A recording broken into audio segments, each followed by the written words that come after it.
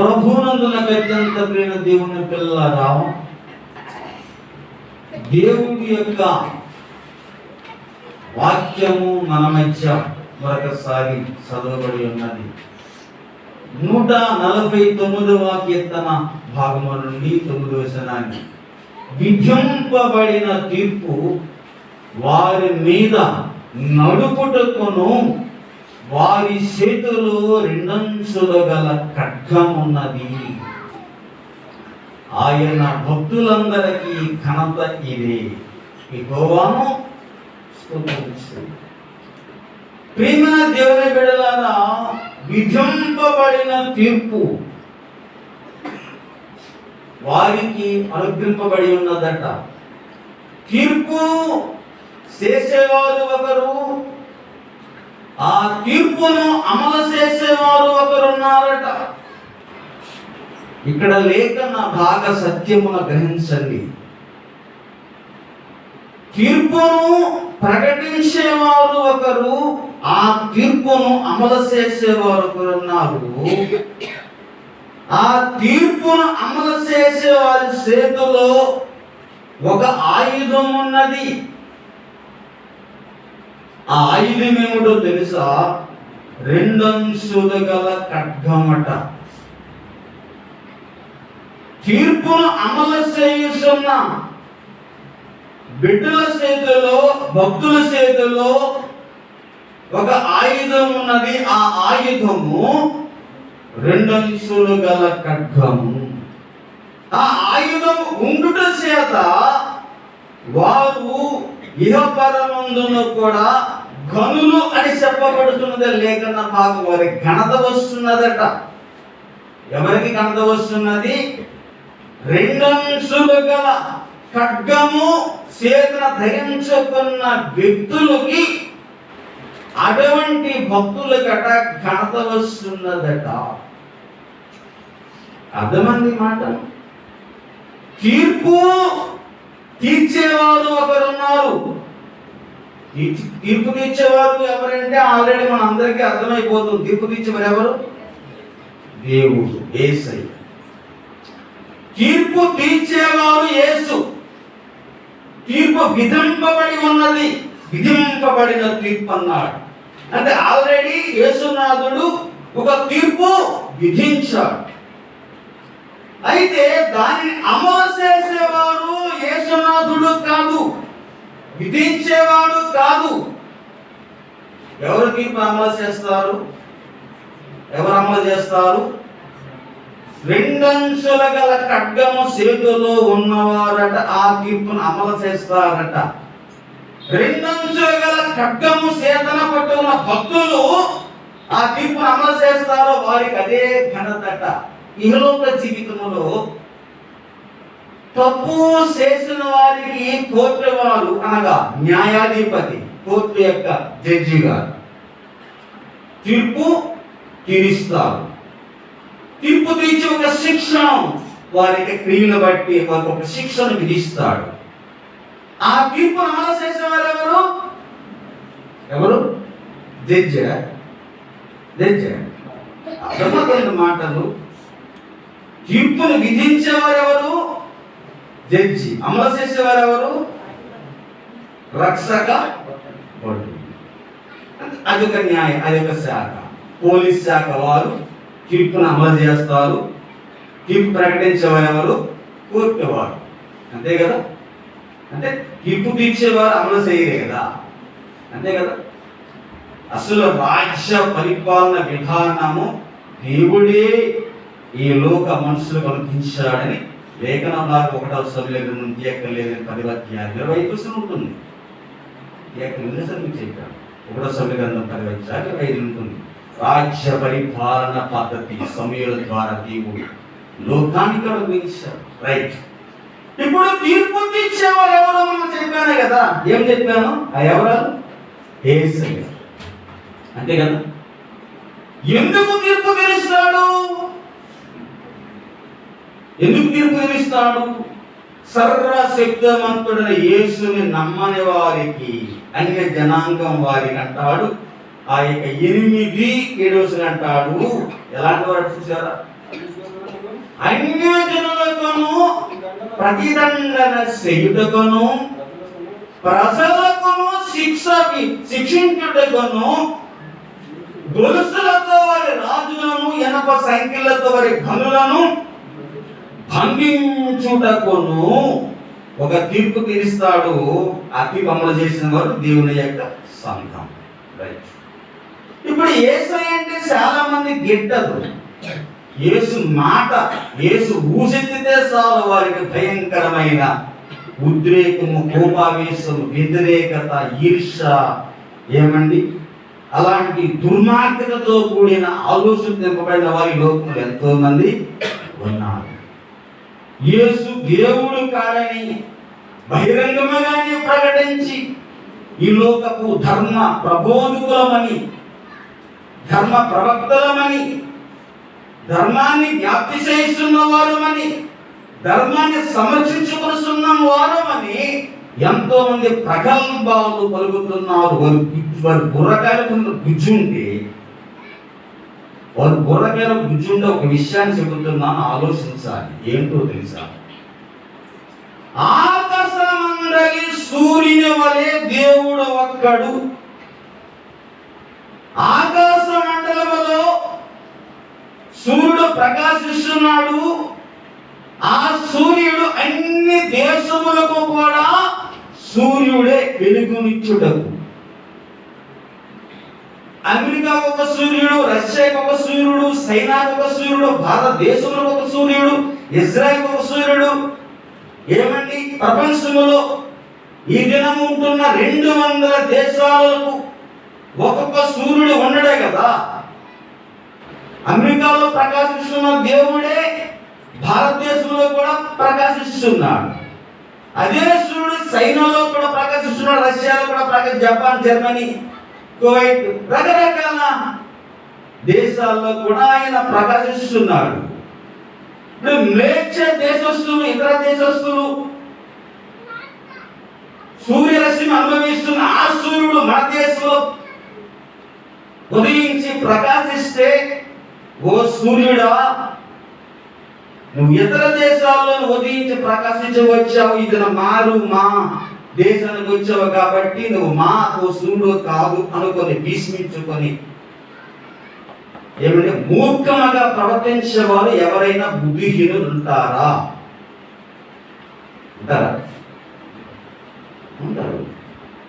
కాస్త వారు చదువుకున్న చదువులో ఏమైనా ఇంగిత జ్ఞానం ఉంటే, కాస్త గుచ్చం ఉంటే వారి హృదయం సకల దేశములకు, భూమండలంలో ఉన్న సకల ప్రాంతములకు ఒకే సూర్యుడు ఉంటుండగా,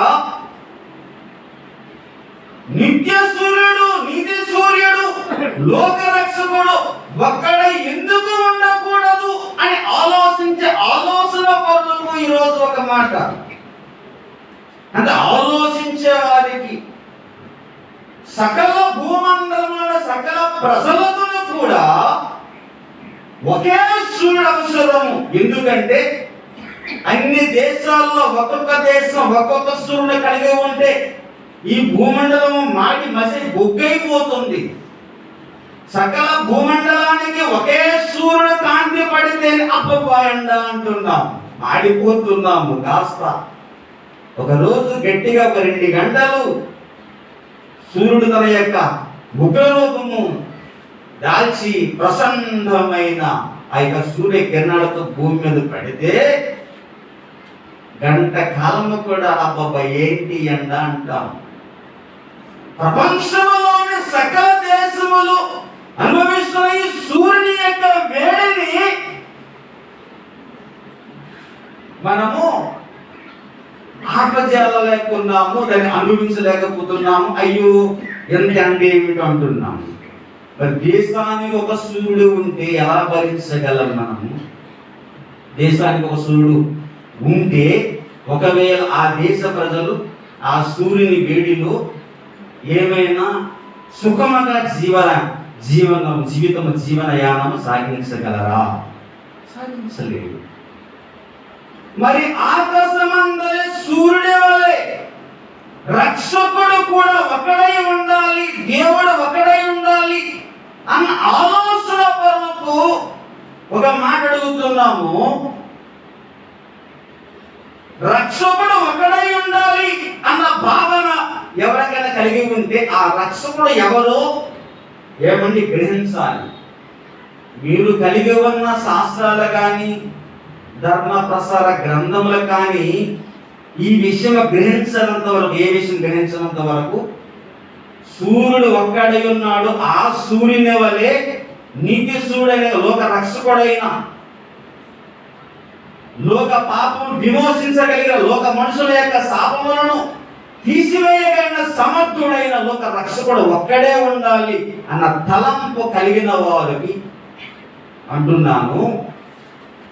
అలాంటి తలంపు కలగనంత వరకు, ఆలోచన రానంత వరకు మీకు ఉన్న శాస్త్రాలు, ఆ ధర్మ ప్రసారపు గ్రంథంలో నాలిక గీసుకోవడానికి కూడా పనికిరావు. నాలిక గీసుకోవడానికి పనికిరావు. అర్థమవుతుంది అనుకుంటున్నాను. ఆకాశమందరి సూర్యుడు ఎక్కడున్నాడు, అలాగే లోకపు రక్షకుడు ఒక్కడే ఉండాలి అని గ్రహింపు ఎవరికి ఉంటుందో వారికి మాత్రమే లోక రక్షకుడైన క్రీస్తునాథుడైన నజరేతుడైన మరియ గర్భములో పుట్టిన కన్య కుమారుడైన యేసునాథుడు నజరేతవాడు పునరుత్థానుడై తిరిగి లేచిన వాడు అర్థమవుతుంది. లేకపోతే ఈ నీతిశూరుడైన యేసునాథుడు వారి మనోనేత్రం ఎప్పటికీ అర్థము కాడు. ఎందుకు అర్థము కాడు? ఆకాశ మండలంలో సూర్యుడు ఒక్కడే ఉన్నాడు, అలాగే భూమండలానికి దేవుడు ఒక్కడై ఉండాలి అని గ్రహింపు కలిగిన వారు, ఆలోచన కలిగిన వారికి మాత్రమే లోక రక్షకుడు అర్థమవుతుంది. లేకపోతే మనం ఎన్ని తార్కిక ఏమండి సిద్ధాంతాలు, నిరూపణలు, సైంటిఫిక్ నిరూపణలు, తత్వశాస్త్ర నిరూపణలు, గ్రంథ నిరూపణలు ఎన్నో చేసినా వారి తలకాయకి అర్థము కాదు. మనకు అర్థమైంది కాబట్టి లోకపు రక్షకుడు, లోకపు విమోచకుడు యేసునాథుడని అర్థమైంది కాబట్టి అర్థమయ్యేలా దేవుడు మన హృదయాలను తెరిపించాడు కనుక మనమేమో గొప్పలమని కాదు, కానీ మన హృదయాలను దేవుడు తెరిపించి యేసయ్యే యేసునాథుడే లోక రక్షకుడని గ్రహించే గ్రహింపు మనకు కలిగించాడు కాబట్టి యేసయ్యని అంగీకరించాము. అతడే లోకమునకు తీర్పరి అయి వస్తున్నాడు. వీళ్ళందరికీ ఒక దుర్వార్త ఎవరికో తెలుసా? యేసయ్యను అంగీకరించక యేసుకు శత్రువులుగా మారిన, యేసుకి వ్యతిరేకత ఉన్న వారికి కాస్త బుర్రకాయలు గుజ్జు లేదు, కనీసం కొంతమందికి అక్షర జ్ఞానమే లేదు, వారు కూడా యేసయ్య అంటే ద్వేషమే. ఇహలోక ధర్మం ఏమిటో కంప్లీట్ గా తెలియదు, వారు కూడా యేసయ్య అంటే సులభనే. అలాంటి బుర్రకాయలు గుజ్జు లేని వారు యేసు దేవుడు కారణంత మాత్రాన యేసయ్యకి మహిమ, ప్రభావం, గొప్పతనం, ఆయన పూజనీయ తగ్గిపోతుందా అంటున్నా. ఇప్పుడు సీఎం ఉందండి, ఇప్పుడు నన్ను చూసి ఒక సీఎం, నువ్వు సేవకుడు కాదు, నువ్వంటే నాకు ఇష్టం లేదు, నువ్వు దిగుపో అన్నదానికి ఒక సీఎం. ఆ సీఎం మాటలు నేను లక్ష్య పెట్టను. అర్థమవుతుందా? ఒక చిన్న సీమ, నేను అంగీకరించను, నేను సేవకుడు కాదు అన్నదానికి ఒక చిన్న సీమ, నేనేం చేస్తాను? ఆ సీమ మాటలే లెక్కలోకి తీసుకోను. ఎందుకు? నేను నియమించబడిన సేవకుడు కాను, నేను దేవుని చేత నియమించబడిన సేవకుడు అన్న ఒక్క ఆత్మధైర్యంతో ముందుకు పోతాను తప్ప సీమ మాట లెక్కలోకి తీసుకోను. నరేంద్ర మోడీ గారు ఉన్నారు, ఆయనకి ఇష్టమైన వారు చాలా మంది ఉండొచ్చు. అందరూ నరేంద్ర మోడీ గారికి 100% ఓట్లు వేశారా? లేదు కదా. ఒక 40% అయితేనే వేయలేదు. మరి ఇష్టం లేని వారందరూ నువ్వు మాకు ప్రధాన కావు, దిగుపు అన్నారు అనుకో. నరేంద్ర మోడీ గారే ఆ మాట లెక్క చేయడు. లెక్క చేస్తాడా? అరే బాయ్ ప్లీజ్ 5 సంవత్సరాలైనా నన్ను మీకు ప్రధానంగా ఉంచుకోండి ప్లీజ్ రే భయ్య ప్లీజ్ అంటాడా? అనడు. ఎందుకు? 5 సంవత్సరాలు మనకు ఇష్టం లేకపోయినా ఆయన అలాగే ఉంటాడు. ప్రధాని పదవులు అలా కొనసాగుతూ ఉంటాడు. లోకము ప్రధానమైన అధికారి ఎలాగ ఉంటే, సంఘానికి ప్రతినిధైన సేవకుడే ఎలాగుంటే, సర్వోన్నత స్థానము కలిగిన ఒక సకల దేశములకు రారాజు, ఈ సృష్టిని సృజించి పోషించి పరిపాలిస్తున్న ఆ ప్రజాపతియే మనలాంటి సీమల వంటి మనుషులు యేసు దేవుడు కాడు అనుకుంటే ఆయన ఏమైనా మన అలాంటి వారి మాటలు పట్టించుకుంటాడా? నవ్వుతూ ఉంటాడు. ఎందుకు నవ్వుతాడు?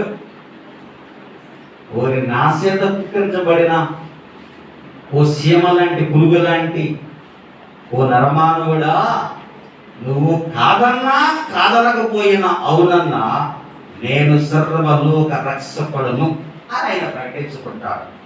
అందుకే ఆయన అలాంటి వారికి ఒక దుర్వార్త అన్నాను. నా మాట గుర్తుందా? అలాంటి వారికి ఒక దుర్వార్త అన్నాను. ఎందుకు? రేపు తీర్పరి అయి వస్తున్నాడు. కాదన్న వారిని విమోచన రాలేని వారిని తీర్పు తీర్చుటకు రాబోతున్నాడు. అపోస్తుల కార్యములు 17వ అధ్యాయము 31వ వచనములో ప్రభువు అంటున్నాడు, ఎందుకనగా తాను నియమించిన మనుష్యుని చేత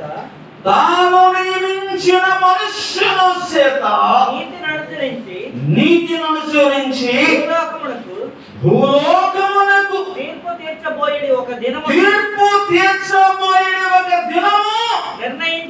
నిర్ణయించబడి ఉన్నది. పెళ్లి చేయడానికి వస్తున్నాడు. పెద్ద పెళ్లి చేస్తాడు. ఎలాంటి మూర్ఖులకు, యేసయ్యను ధిక్కరించి తుడికి వ్యతిరేకంగా ఆశించిన వారికి పెద్ద పెళ్లి చేయడానికి వస్తాడు. అప్పుడు అందాలి పైన గొప్ప పని ఉండాలి. ఆ తీర్పు తీస్తున్నప్పుడు ఆ తీర్పు అమలు చేయడానికి ఈనాడు భూలోకములు సంఘ వధువులు రెండంచుల ఖడ్గము సేద పెట్టకున్న విరోధమైన దైవ బిడ్డల కొంతమంది వారు చేత ఆ తీర్పును అమలు చేయబోతున్నాడు. ఇది మనకు శుభవార్త, దుర్వార్త. మన చేత తీర్పు విధించ మనం తీర్పు అమలు చేసిన వర్గములో ఉండబోతున్నామో వాళ్ళకి దేవుడు ఏ శిక్ష చేస్తాడో ఆ శిక్షణ మనమే అమలు చేస్తాం. మన కష్టాలు అప్పుడు తీర్చుకుందాం, ఏం పర్వాలేదు అంటున్నారు చాలా మంది. ఆ బుర్రకాయలు గుజ్జు లేని వారు, పశుతత్వం కలిగిన వారు, యేసయ్య అంటే నిర్లక్ష్య సుఖముతో ఉన్నవారు, శుభకరతనంగా చూస్తున్న వారికి అందరికి పెళ్లి చేయబోతున్నాడు. ఆ పెళ్లిలో గట్టి పెళ్లి చేస్తాడు. ఆ రోజు చాలా మంది సాకులు పిల్లలు చాలా మంది చెప్పారు, యేసయ్య నువ్వే దేవుడిని, లోకంలో తీర్పు తీర్చడానికి ఒకడు రాబోతున్నాడని చెప్పారు. నిజమే, కానీ నీవేనా వచ్చావా? అసలు నువ్వు మా దేశంలో పుట్టలేదే కదా, ఎక్కడ పుట్టావు? మరి మా దేశానికి దేవుడు అంటే నమ్మలేదు. అయ్యా స్వామి, మరి ఈరోజు బాప్తిస్మం ఇవ్వగలవా అంటే, ఇస్తాను, నీకు తప్పకుండా బాప్తిస్మం ఇస్తాను, కానీ ఈ మామూలు నీటిలో బాప్తిస్మం ఇవ్వను, కానీ అగ్ని గంధకముల గల ఒక సరస్సు ఉన్నది, అందులో నీకు ఇస్తాను. అర్థమైంది ఆ మాటను? అగ్ని గంధకముల సరస్సులో ముంచేస్తాను, నేను ఆ నరకములో పడేస్తాను, అప్పుడు నీకు ఉంది. యేసయ్య రానంత వరకు ఈ పరమమూర్ఖుల యొక్క పరిహాసములు ఉంటాయి. యేసయ్య వచ్చేటప్పటికి ఎవరు కూడా అప్పుడు ఒకప్పుడు సాత్వికుడై వచ్చాడు, దీనమనసు కలిగిన వచ్చాడు, కానీ రేపు రాబోతున్న యేసు మేఘముల మీద బొగ్గ రూపము దాల్చబడి లోకమునకు తీర్పు తీర్చుటకు రాబోతున్నాడు. ఆ తీర్పరి వస్తున్న సమయాన్ని మనమందరం గుర్తెరుగుతున్నాం. రైట్, వాళ్ళ సంగతి వదిలేద్దాం. యేసయ్య తీర్పరి వాళ్ళకి అలాగే పెళ్లి చేయడానికి రాబోతున్నాడు. లోకముతో ఆయన పెళ్లి కాదు, సంఘముతో ఆయన పెళ్లి. కానీ లోకస్తులకు పెద్ద పెళ్లి చేస్తారు. మనం అంటా కొన్ని వాడికి భాషలు, నీకు పెళ్లి చేస్తున్నారా, ఆడికి పెళ్లి ఉందా అంటే అర్థం ఏంటి? బాల్య భదంత్రాలతో వాడికి ఏం చేస్తాడు? ఆ దొరివేస్తాడు అనమాట. అగ్ని గంధకములు సరస్సులు పడవేసి పెళ్లి చేస్తాడు. ఆ నరకోపలు పడిపోయి కేకలు పెట్టి గోళ్ళ పెట్టి అయ్యో రక్షించవా అంటే యుగయుగములు కాల్సిన అగ్ని గంధకములో పడివేయబడి నిరంతరము కేకలతో జీవింపజేసి ఆ సరస్సులో పడివేస్తాడు. తప్పనిసరిగా జరుగుతున్నది. బైబిల్ యొక్క మాటల వ్యర్థము కాదు.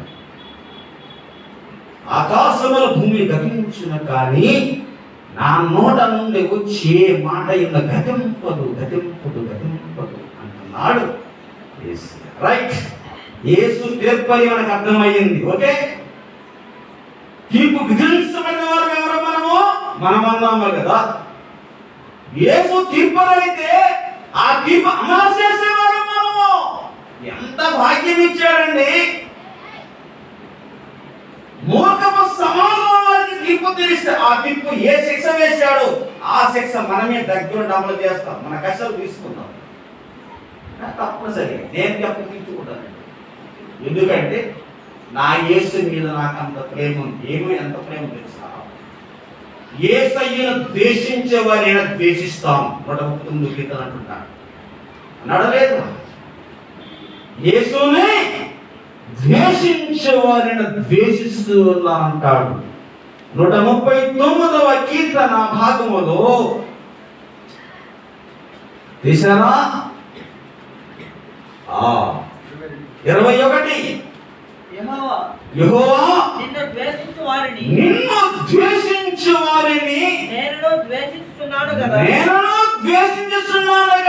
నీ మీద లేచు వారిని నేను అసహ్యించుకొనుచున్నాను కదా. వారి యందు నాకు పూర్ణ ద్వేషము కలదు. వారిని నాకు శత్రువులుగా భావించుకొనుచున్నాను. ఇంతకన్నా నేను ఖచ్చితంచుకుంటున్నాను కదా. యేసయ్యకు శత్రువైన వారంతా నాకు శత్రువులే. ఈ లోపు కొంతమంది పనికి మన వెధవపు క్రైస్తవులు ఉన్నారు. సత్య సంబంధం ద్వేషిస్తారు,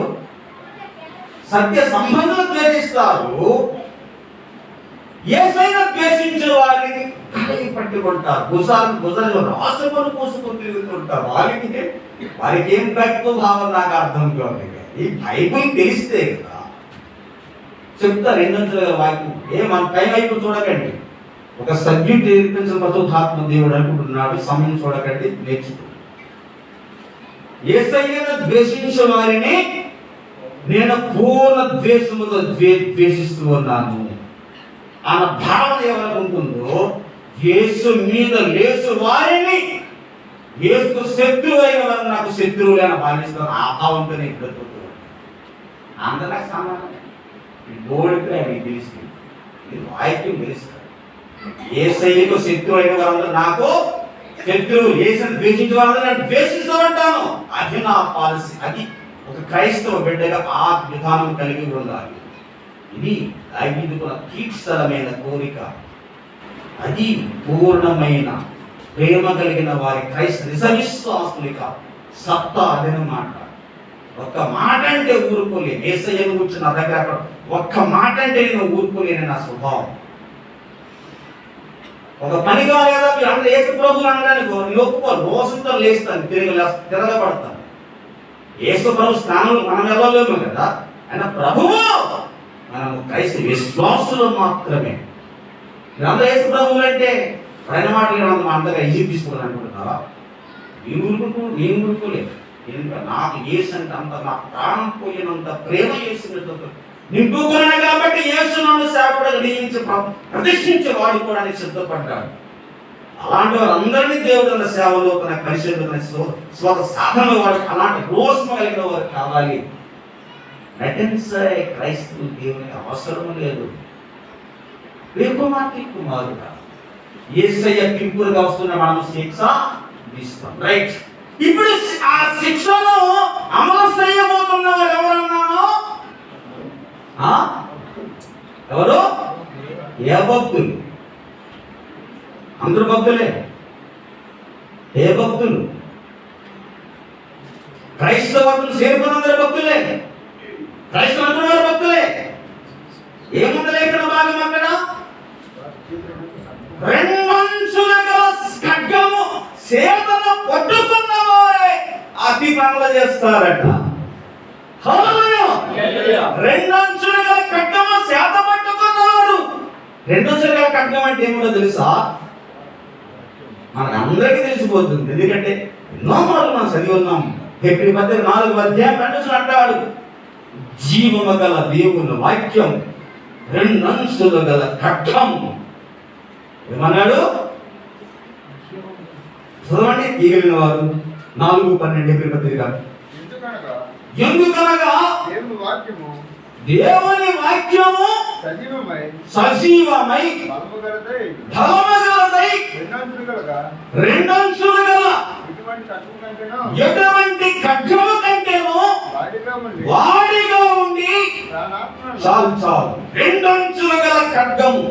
రెండు వైపుల పొదులు కలిగిన ఖడ్గం.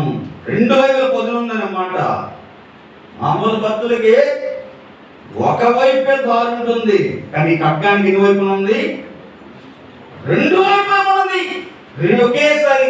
ఒకేసారి అవకాశం ఉన్నంత వరకు రెండు వ్యతిరేక దిశలలో ప్రయాణం చేసే సత్తా ఉన్నది. దేనికి? దేవుని వాక్యమునకు. దేవుని వాక్యం దేవుని పేరు రెండంచులు గల ఖడ్గం. ఇటువైపు నడవచ్చు, ఇటువైపు నడవచ్చు. అసలు రెండంచుల ఖడ్గం అంటే ఏమిటో కొంతమందికి తెలియదు. దేవుని వాక్యం రెండంచుల ఖడ్గమే. దానికి రెండంచులు ఎందుకు ఉన్నాయి? రెండంచులు ఎందుకు ఉండాలి? ఆ వాక్యము రెండంచులు ఎందుకు ఉన్నాయి? ఏంటి అసలు దాని నిర్వచనం ఏమిటి? చెబుతాం. ఆ మాట చెప్పి ముగిస్తాం. దేవుని వాక్యము రెండంచుల ఖడ్గం అన్నాడు. ఆ రెండంచులు ఎటువైపు చూసినా దాని అర్థం కూడా తెలుస్తారు. దేవుని వాక్యం అనగా బైబిల్ తెలుసుకున్న వారు చక్కగా తెలుసుకోనండి. సూక్ష్మంగా చెబుతున్నారు. ఏంటో తెలుసా? దేవుని యొక్క విశ్వ చరిత్రను అనగా గతించిపోయిన చరిత్రను చెబుతున్నది. రాబోయే కాలంలో సంభవించబోతున్న సకల సంగతులు కూడా చెబుతున్నది. ఒకటే విషయం గుర్తించుకోండి. ఈ వాక్యం రెండు వైపుల పొదులు ఉంది కదా అన్నాను కదా. ఈ వైపు వెళ్తుంది, ఆ వైపు వస్తుంది అన్నాను. అంటే పూర్వము సంగతులు చెప్పగల సామర్థ్యము దేవుని వాక్యంలో ఉన్నది. మన భవిష్యత్తులో చెప్పగలిగిన సంగతులు కూడా, అంటే రాబోయే కాలంలో జరగబోయే సంగతులు చెప్పబడే సంగతి వాక్యంలో ఉన్నది. ఇంకా జరిగిపోయిన సంగతులు,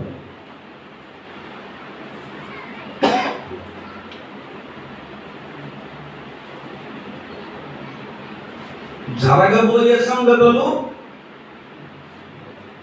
జరిగిపోయిన సంగతులు చెప్పగల సామర్థ్యము బైబిల్ గ్రంథం చదివితే ఈ రెండు ఖడ్గం అన్నాం కదా. ఈ వాక్యము ఎవరి చేతిలో ఉంటుందో వారికి ఎంతకున్న కోట్ల సంవత్సరాలు జరిగిన సంగతులు తెలిసిపోతాయి. ఇక ముందు జరగబోతున్న సంగతులు తెలిసిపోతాయి. అర్థమంది పవర్. బైబిల్ వాక్యం ఉన్న పవర్ ఏంటో తెలుసా? ఎవరి చేతులు అంటే క్రైస్తవులు అందరి చేతుల్లో దేవుని వాక్యం లేదు కదా. రెండంచులుగా ఖడ్గం ఎవరి చేతిలో ఉంటుందో వారికి ఎటువంటి మహిమయుక్తమైన శక్తిని చూపిస్తాడు. చూడండి, పూర్వము జరిగిపోయిన సంగతులు చెప్పగలుగుతుంది దేవుని వాక్యము, జరగబోయే సంగతులు కూడా చెబుతుంది. అర్థమవుతుంది? మనిషి యొక్క భౌతికమైన శరీరాలు, అంటే మనిషి యొక్క భౌతికమైన శరీరం గురించి కూడా మాట్లాడుతున్నది, ఆత్మ విషయాన్ని గురించి కూడా మాట్లాడుతున్నది. అంటే అటువైపు వెళ్తుంది. ఒక మనిషి శరీరానికి ఉన్న బాహ్య శరీరం అంత శరీరం ఉన్నదే కదా, భౌతిక శరీరంలో గురించి కూడా మాట్లాడుతూ ఉన్నది. కనిపించని అంతరంగ పురుషుల గురించి కూడా మాట్లాడే శక్తి వాక్యానికి కూడా. అందుకే దానికి రెండో ఖడ్గం అని పేరు వచ్చిందంటే రెండు వైపుల అది పదులు పడుతున్నది. ఓకే, అంతే కదా. అక్షరముల గురించి అనగా బైబిల్ అక్కడ అక్షరాల గురించి మాట్లాడుతున్నది, అక్షరముల లోపల ఉన్న ఆత్మల గురించి కూడా మాట్లాడుతూ ఉన్నది. ఓకే, ఇంకా లోకముల గురించి మాట్లాడుతూ ఉన్నది బైబిల్, సంఘముల గురించి కూడా మాట్లాడుతున్నది బైబిల్. లోకము ఎలా ఉంటుందో ఉండాలో చెబుతుంది, ఉండబోతుందో చెబుతున్నది. సంఘం ఎలా ఉంటుందో ఉండాలో ఉండబోతుందో చెబుతుంది. అర్థమవుతుంది మాటలు. రెండు అంచులకి అర్థం అంటే అర్థం తెలుసా? రెండు వైపుల దారు. ఓకే, అర్థమవుతుంది. దృశ్యమైన వాటిని గురించి చెబుతున్నది అనగా అదృశ్యమైన వాటిని గురించి చెబుతున్నది, కనబడే వాటిని గురించి కూడా చెబుతున్నది, కనబడని వాటిని గురించి కూడా చెప్పగలదు బైబిల్. అందుకంటాడు 2వ కొరింథీ పత్రిక 4వ అధ్యాయం 17 అంటాడు. చూడండి, 2వ కొరింథీ రాసిన పత్రిక 4వ అధ్యాయం 17. మేము దృశ్యమైన వాటిని చూడక అదృశ్యమైన వాటిని నిదానించి చూస్తున్నాం. బైబిల్ ఉన్న దేవుడు వాక్యం శక్తి ఉంది తెలుసా? కనబడే ప్రపంచాన్ని చూస్తున్నది, కనబడిన ప్రపంచాన్ని చూస్తుంది. నీ కనబడే బ్రతుకును చూస్తుంది, నీ వెనక రహస్యంలో బ్రతుకులు కూడా చూడగలదు. అర్థమవుతుంది బైబిల్ అంటే నీ ముందు చూస్తున్నది, వెనుక చూస్తున్నది, బహిరంగంగా నీ బ్రతుకు చూస్తున్నది బైబిల్. ఎవరు కనబడదు అనుకుని అంతరంగంలో వెనక ఉన్న బ్రతుకులు కూడా చూడగలదు. అంటే కనబడిన బ్రతుకు చూస్తున్నది, కనబడే బ్రతుకు చూడగలదు. అర్థమవుతుంది ఇప్పుడు. అంటే నువ్వు నడుస్తున్న నటక బహిరంగ అందరికి నవ్వల బయటికి కనబడి ఈ బ్రతుకు చూస్తుంది, లోపల బ్రతుకుతున్న బ్రతుకులు కూడా చూడగలదు.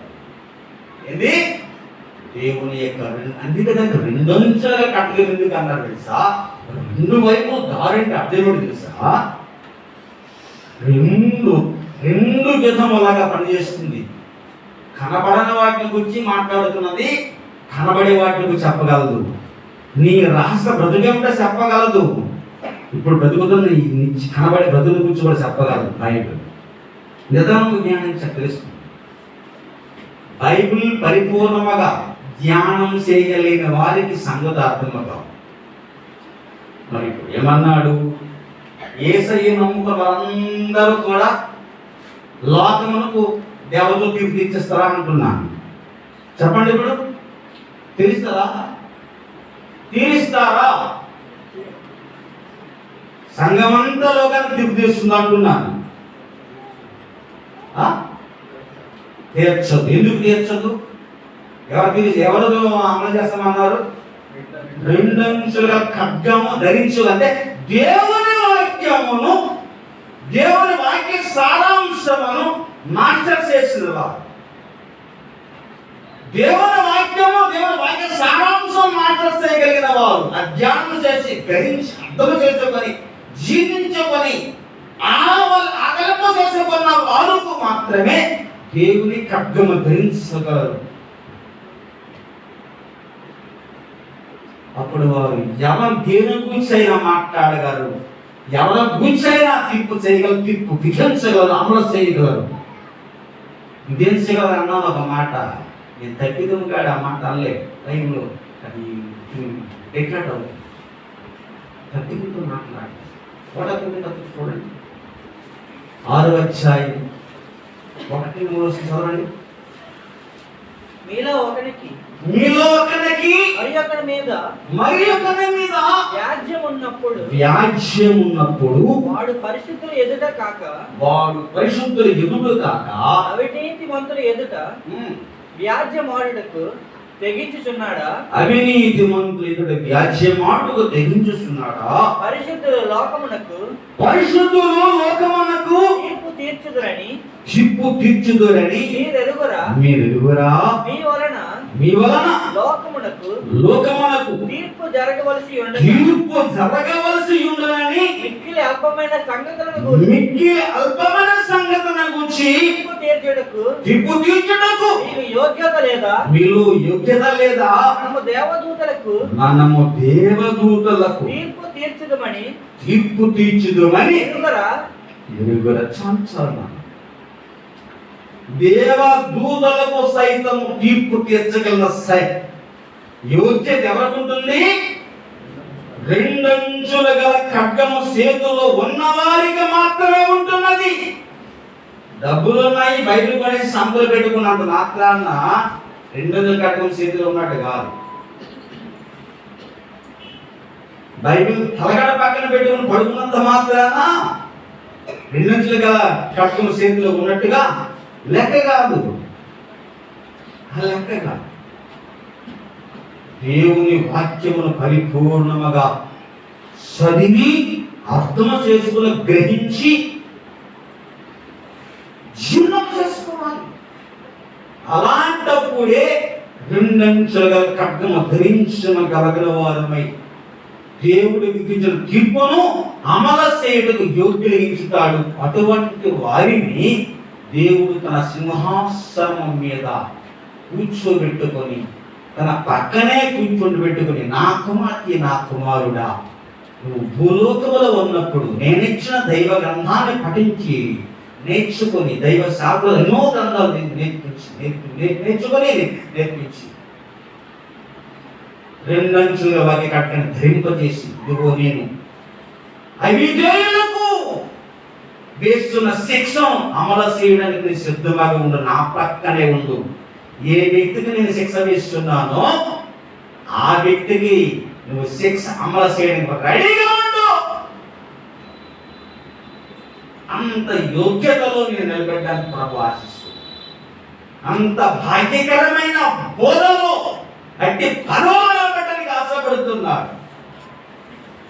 కొంత పనిమల సంత, వాడికి ఇల్లు లేదు, ఆట లేదు, పోలేదు, పనిమల వెధవ నీకుందా ఇల్లు? ఆలోచిస్తే కాస్త నిజంగా మనం ఇహలోక పౌరులమే కాదు. ఎందుకు చెప్తాను తెలుసా? నా పౌరుషం ఎక్కడున్నది? ఎక్కడుంది? పరలోకములో ఉన్న పౌరుషం పరలోకములో ఉన్నది. నాకు లంకం ఇల్లు ఉంది. లంకం ఇల్లునని ఏమంటాను నేను? ఈ లోకం పౌరుషం నాకు లేదంటాను. ఎందుకో? నాకు ఒక నివాసం కట్టడానికి దేవుడు వెళ్ళాడు. మీకు ఒక నివాసంలో నా కొరకు పెద్ద భవంతి కట్టడానికి వేసిన నా కొరకు పరలోకము ఎక్కి వెళ్ళాడండి. నా కొరకు మరణించాడు, నా కొరకు తిరిగి లేచాడు, నా కొరకు స్థలాన్ని సిద్ధపరచడానికి నాకు ఒక నివాసం ఏర్పడడానికి అక్కడికి వెళ్ళి ఉన్నాడు. అందుకే ఇహలోక నివాసము, ఈ గుడారము, ఈ లోకం చేసే గుడారము నాకు భావంతో చెప్తున్నట్లే. ఏం గోడు భావంతో అగ్గిపెట్ట తిరిగించుకో, ఏం గోడు భావం అనుకోవడానికి మేము ఇక్కడ సపోజ్ మనకున్న అగ్గిపెట్టంత ఉగ్గిపెట్టంత పెద్ద బంగ్లా అనుకున్న బంగ్లాలు అక్కడ పోలిస్తే ఈ ఇల్లు అక్కడ ఇల్లు సమానమో కాదు. మన అగ్గిపెట్టి చూసి మనం ముడుచుకోకూడదు, మన భవంతి చూసి మనము మురిసి అగ్గిపెట్టినమ్మ దేవుడు ఇచ్చాడు అనుకోవాలి, లంకంత పురమున్న ఈ దేవుడు ఇచ్చాడు అనుకోవాలి. అర్థమవుతుంది అనుకుంటున్నా? రైట్. ఇప్పుడు దేవుని వాక్యము అనగా రెండంచుల ఖడ్గము చేతిలో ఉన్నవారు యెహోవా సంబంధాల గురించి కూడా మాట్లాడగల శక్తివంతులే. పరలోకములో సంగతుల గురించి కూడా మాట్లాడే దేవుని శక్తివంతులు. కుమారులారా, యెహోలోకంలో జీవించినప్పుడే దేవుని యొక్క వాక్య ఖడ్గాన్ని శాత పట్టుకోవడానికి నువ్వు బయలుదేరి సేవకుడవై సైనికుడవై ఉండాలి. కొంతమంది దేవుని వాక్యం ఇష్టం ఉండదు, గిట్టదు. ఒక మాట చెబుతాను వినండి. లోకములకు తీర్పు తీర్చే దేవుడు సంఘానికి కూడా తీర్పు తీరుస్తాడు. సుమా, జ్ఞాపకం పెట్టుకో. నేను తీర్పును దాటిపోయానంటాడు యంగ్ టీం వారు. ఏం పేరు? సరేలే. యోహాను సువార్త 5వ అధ్యాయం ఆలోచన పట్టుకొని ఒకసారి విన్నాను మెసేజ్, ఆ వాక్యం పట్టుకొని సంఘానికి కూడా తీర్పు లేదు, మన రేపు దాటిపోయామంటున్నారు. అర్థం కాదు, కై టక్లేసినంత మాత్రాన చాలా మందికి అర్థం కాదు దేవుని వాక్యం. చూడేసుకోవచ్చు, బూటేసుకోవచ్చు, కాలు మీద రావచ్చు. ఏమండి? యోహాను సువార్త 5వ అధ్యాయము 24 చదవండి. నా మాట విని నన్ను పంపిన వాని యందు విశ్వాసం ఉంచువాడు నిత్య జీవము గలవాడు. వాడు తీర్పులోనికి రాక మరణములో నుండి జీవములోనికి దాటి ఉన్నాడని చెప్పుచున్నాడు. అంటే దేవుడు తీర్పుకి విధేయుడు అంటున్నారు కదా. ఈ మాట పట్టుకొని గమనించండి. అనగా నరకము అనే యేసే దేవుడని ఇహలోకంలో చిన్న చిన్న కలిగింత కలిగి ఉన్నాం. అక్కడ అడప తెలుసు తెలియక చిన్న చిన్న తప్పిదములు చేసి కనుగొన్నాను. తన హృదయపూర్వకంగా ఆత్మపూర్వకంగా యేసు మీద ప్రేమను పెంచుకొని యేసు ద్వేషించి గుణం కలిగిన వారు, యేసు దేవుడి అనుకున్న వారు ఈ మాట వర్తిస్తుంది. తీర్పులు దాటిపోయి పరలోక ప్రాప్తి వారికి వస్తున్నది, నరకం వారు రాదు. ఆ తీర్పు ఉండదు, కానీ బహుమానము ఇచ్చే తీర్పు మాత్రం ఉంటుంది. సుమా ఎవరిని క్రియలో బట్టి వానికి తీర్చబడును. సంగమా నీకు కూడా తీర్పు ఉంటుంది, జాగ్రత్త వస్తుంది. యేసు వాక్యమును ఇంతకేమన్నా నేను ముగించేసుకో 2 నిమిషాలు. యేసు ద్వేషించి యేసును ప్రేమించిన వారందరినీ దేవుడు శత్రువుగా భావించాడు.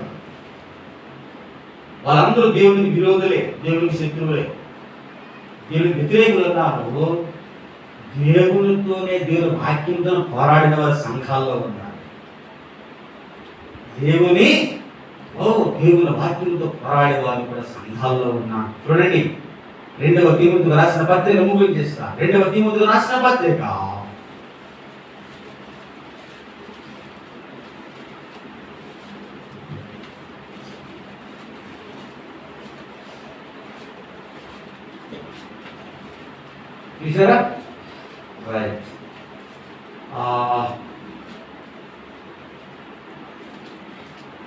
3వ అధ్యాయం ఏం చదవండి. ఎన్నే హెబ్రీ అనేవారు మోసేను ఎదిరించినట్టు మీరును చెడున మనస్సు కలిగి విశ్వాస విషయములో భ్రష్టులై సత్యమును ఎదురింతురు. ఈ ఎన్ని ఎంపీలు ఉన్నారు కదా, ఏసై నమ్ముకున్నారు. వీళ్ళు కానీ సత్యం ఎందుకు గెట్టది, యథార్థం గెట్టదు. వీళ్ళు దేవుడు ఎదిరిస్తున్నారు, వీళ్ళకి దిక్కు వస్తుంది. అందుకే వాళ్ళకి కానీ వీళ్ళకి కానీ మారు మనసు పొందమని దేవుడు గమనించండి. పశ్చాత్తాపడు అన్నప్పుడు ఇంకా 2 చోట్ల అర్థమన్నాను కదా. పశ్చాత్తాపడు అంటే ఎందుకు కూర్చున్న వారికి చెప్పేవాడికి కూడా వర్తిస్తున్నది. అర్థమవుతుందా? 2 కాదు, ఒకేసారి పశ్చాత్తాపడు అన్నానుకో. పశ్చాత్తాపడన దేవుడు మీకు చెబుతున్నాడు, ఉపదేశుల శాఖలో కూడా మాట చెబుతున్నాడు. మారు మనసు పొందు ఈ విషయంలో అన్నాడు అనుకో, వినేవారికి మారు మనసు పొందని చెబుతున్న ఆ సమయంలో చెప్పేవాడు కూడా మారు మనసు పొందని యథార్థమైన మాట. అది 2వ కట్టం, అది కదా దేవ 2వ కట్టం అంటారు. తెలుసా, ఏ మాట బయలు వెళ్తున్నదో ఆ మాట చెప్పేవాడికి కూడా వర్తిస్తుంది. అది అర్థం, అది గుర్తించుకోవాలి. ఏ మాట బయలు వెళ్తున్నదో ఆ మాట చెప్పి బోధకులకు కూడా వర్తిస్తున్నది. ఇంగిత జ్ఞానం ఉండాలి. అలా సత్యాన్ని ఎదిరించే వారికి కూడా తీర్పు తెచ్చబోతున్నాడు.